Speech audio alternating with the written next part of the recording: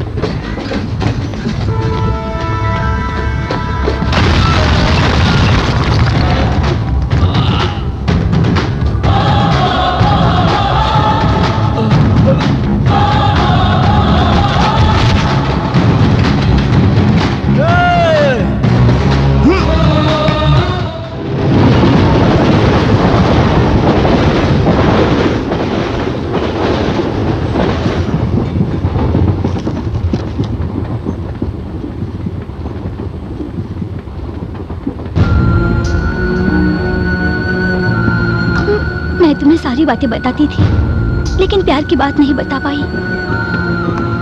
उसका नाम केशव ठाकुर है, गांव गंगाघाट, जिला कानपुर।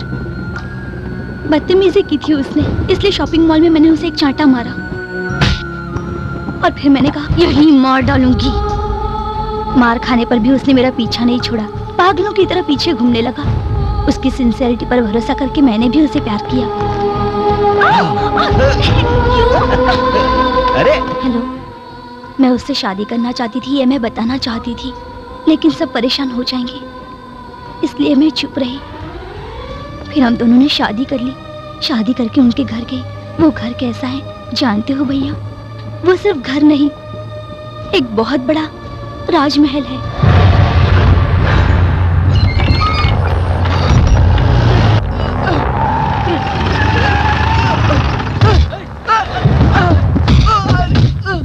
हम जो कहता हूँ उसका उल्टा मत कहो। दूध में मक्खी की तरह निकाल कर फेंकने जैसा कहना ही हमारी आदत है। हमारी बात माना तो बच जाएगा, वरना जान खो देगा। ये हमरा सिद्धांत है।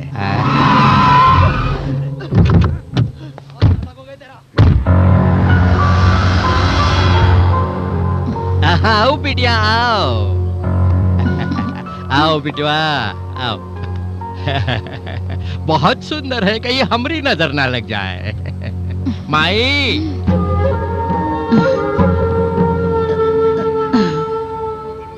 तनिक देखो तो हमरी पोहरिया आई है, नया सिक्का की लक्ष्मी देवी की तरह चम चम चमक रही है। ऐसा क्या देख रही हो बहुरिया? अपने ससुर जी के पैर छुओ।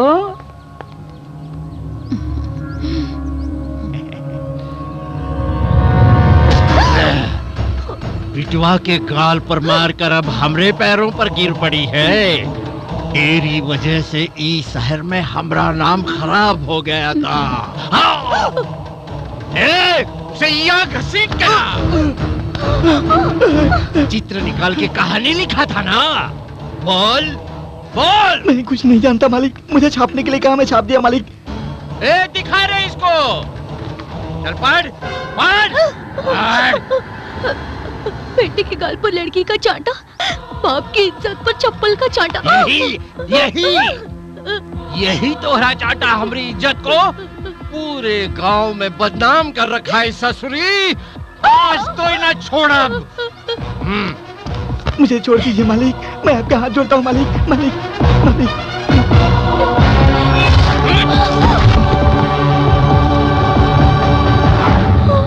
खत्म किया, तुझे भी खत्म करवाता। ये हमरा बिटवा हमको बोला कि बाबूजी उसके गले में मंगलसूत्र डालकर इस घर की बहू बनाऊंगा। जिस मुंह पर मारा उसी मुंह का झूठा खिलाऊंगा बोला। तभी हमरे इस दिल को शांति मिलेगी बोला। इसलिए तू मरेगी नहीं, तू जिंदा रहेगी जरूर, लेकिन एक जिंदा लाश की तरह। जिंदा लाश। याद रखना, भूलना नहीं। इसीलिए तुझे जिंदा छोड़ रहा हूँ। चल जा।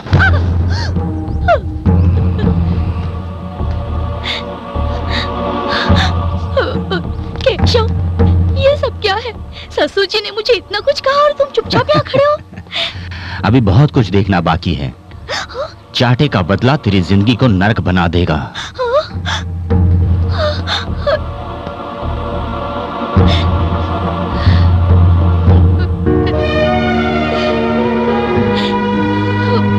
दादी माँ, आप भी बताइए, मैं इस घर की बहू हूँ ना?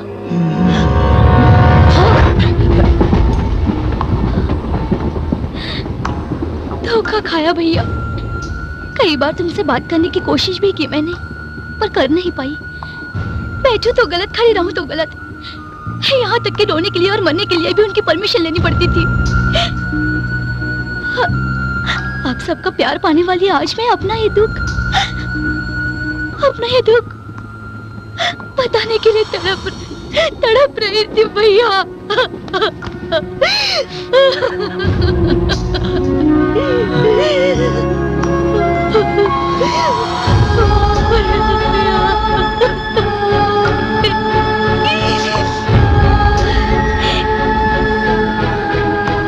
भैया, मुझ पर एक एहसान करोगे?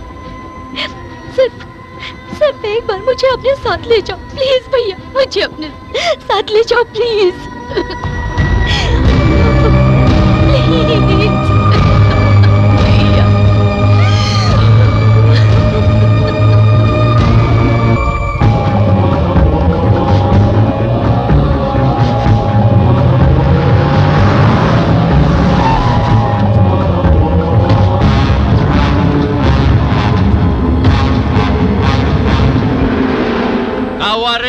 मिला का? नहीं मालिक। जो डर कर भाग गया वो अधमरा होता रे। अधमरे को अब हम कहाँ मारूंगा? आकर अपने पैरों पर गिर जाओ, हम माफी दे दूंगा, सबको छोड़ दूंगा।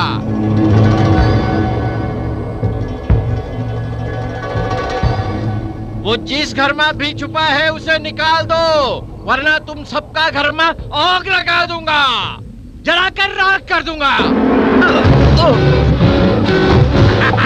आ गया। लगता है आग से डराकर सबको डरा दिया। माफ कर दूंगा। क्या होगा? ये बड़ा साहब जबान का पक्का है, ऐसा सब समझता है। ये बात का फायदा उठा के कल कोई और भी ऐसा करके पैरों पर गिरकर माफी मांगा तो हम क्या करूंगा? इसीलिए ये सब झेलने से तो जबान से मुकरना ही ठीक होगा। चौथे वाले को भी ले आओ। अरे वो सब भाग रहा है। अरे हमें छोड़ दीजिए, हमें छोड़ दीजिए, हमें छोड़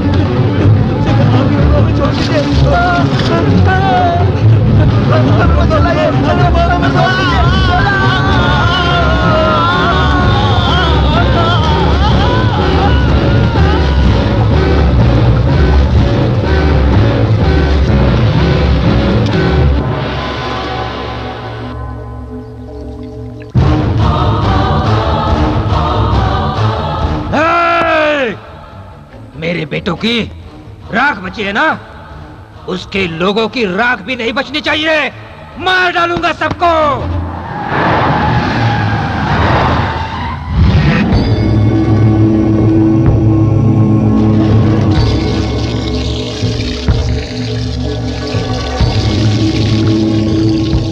बस रुक जा, वहाँ तीनों को ही मारा, चौथा क्यों डाल रहा है? तुझे मारकर डालू का भाई? ई का हो गया बचवा, इस बार बलि का हंडा बच गया। ई घर को किसी की नजर लग गई है, सारा काम बिगड़ गया। क्या कह रही हो माई? का करे रे बचवा, बलि का हंडा बच गया है। घर की बहुरिया घर छोड़ के भाग गई। ये सब होना इज्जत और जान के लिए खतरा नहीं है क्या? बहुरिया भाग गई है? ए बुढ़वा केशव को बुला। क्या रे, तेरी बीबी कहाँ चली गई? तू सर क्यों छुपा रहा है? ये बता बेटा, हम सर कहाँ छुपाओ? एक काम कर, हमको मारकर वो पानी तू डाल ले।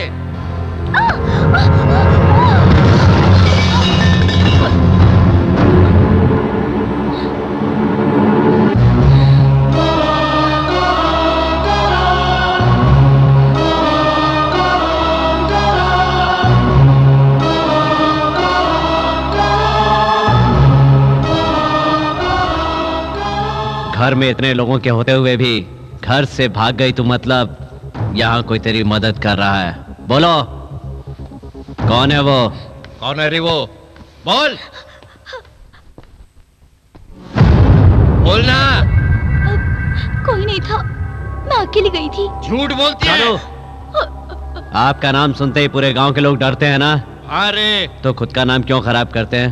ये क्या कह रहे हैं तू? हाँ दादू, मर्दानगी के लिए मशहूर हैं आप। एक औरत को मारा तो लोग थूकेंगे, खुद अपने नाम को मिट्टी में क्यों मिला रहे हैं? सच कहा तूने, इसकी वजह से आज बच गई तू।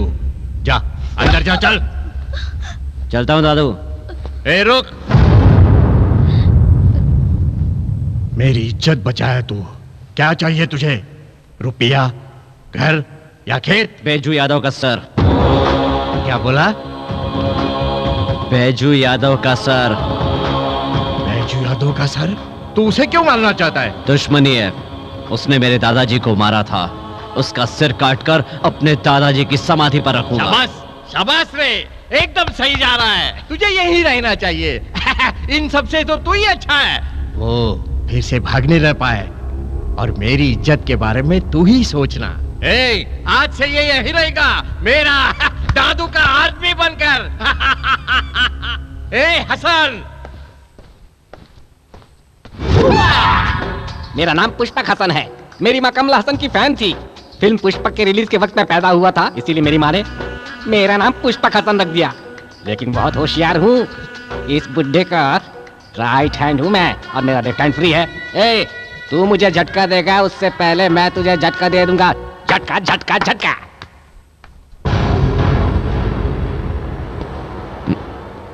इसका बाप भी अच्छा होगा, इतना किया तो भी चेहरे पर कोई रिएक्शन ही नहीं। पोज मार रहा है, पोज।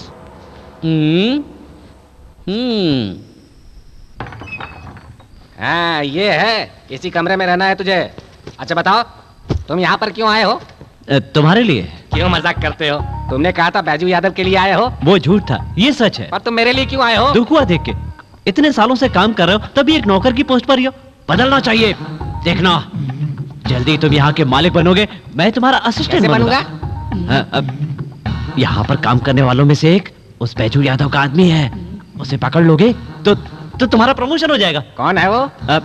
उसका नाम तो नहीं जानता, लेकिन उसका फोन नंबर याद है भाई। क्या नंबर है? वो एक अलग सा फैंसी नंबर है भाई। मेरे नंबर से भी ज्यादा फैंसी है क्या? आपका नंबर क्या है भाई? 90 हाँ 42 हाँ 03 28 63। हाँ, याद आ गया भाई। 904 203 रुको रुको 2863। हाँ 863। Okay okay. इस नंबर से उसे आसानी से पकड़ लूंगा। भाई मेरी असिस्टेंट की पोस्ट। हाँ, कल सुबह से ज्वाइन कर लेना। कंफर्म है ना? कंफर्म ही है।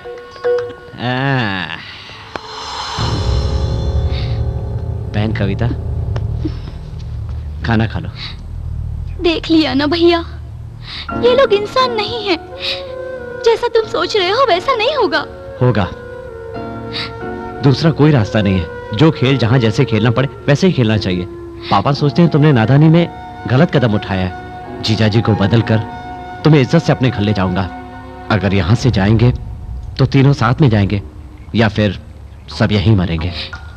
इतना सब कुछ होने के बावजूद भी तुम्हें गुस्सा नहीं आ रहा? नफरत नहीं हो रही मुझसे? नहीं बहन, तेरी आंखों में आंसू देखकर मैं जिंदा नहीं रह सकता। नहीं। ठीक है भैया, तुम हो इसलिए मैं सब कुछ सह लूंगी। खा लो।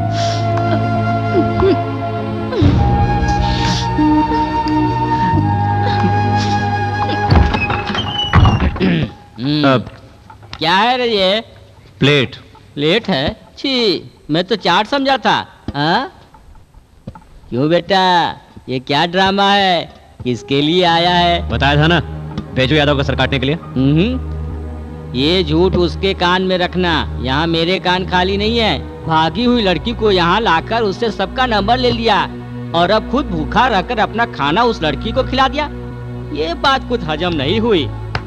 कुछ तो है, मुझे जानना है। बताओ, कौन है वो लड़की? इतनी दूर आने के बाद तुमसे छुपाना बेकार है। वो मेरी बहन है, गलती से यहाँ फंस गई है। यहाँ किसी से मुझे कोई काम नहीं है। जीजाजी को बदल कर अपनी बहन का घर बसाना है। उसे तुम बदलोगे? दिमाग खराब हो गया है तुम्हारा। इस फैमिली के बारे में तुम नहीं जानते। ये बात पता चली तो तुम दोनों को काट डालेंगे।